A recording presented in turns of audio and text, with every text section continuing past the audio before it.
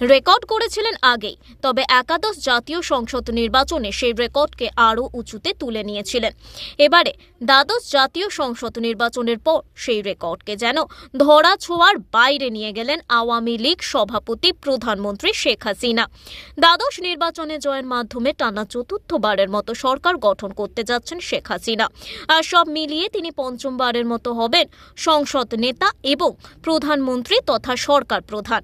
সংসদে 300 আসনের মধ্যে অন্তত 225টি আসনের প্রতিনিধিত্ব নিয়ে নিরঙ্কুশ সংখ্যাগরিষ্ঠতাই উপভোগ করবেন দ্বাদশ সংসদে। গতকাল রোববার অনুষ্ঠিত নির্বাচনে 299টি আসনের মধ্যে 298টি আসনের বেসরকারি ফলাফল পাওয়া গিয়েছে। এর মধ্যে 225টিতে জয় পেয়েছে আওয়ামী লীগ। ক্ষমতাসীনদের পর সবচেয়ে বেশি জয় পেয়েছে স্বতন্ত্র প্রার্থীরা 61টি আসনে, তাদের বেশিরভাগই আওয়ামী লীগের নেতা। সংসদের প্রধান বিরোধী দল জাতীয় পার্টি জয় পেয়েছে 11টি আসনে, আর অন্যান্য দল জিতেছে 1টি আসনে। এদিকে সংসদ নির্বাচনে নিরঙ্কুশ জয়লাভ করায় প্রধানমন্ত্রী শেখ হাসিনাকে প্রথম অভিনন্দন জানিয়েছেন ঢাকায় নিযুক্ত ভারতীয় হাইকমিশনার প্রণয় বর্মা।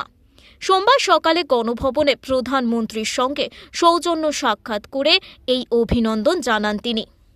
বাংলাদেশ থেকে আলসাদের রিপোর্ট, ওঙ্কার বাংলা।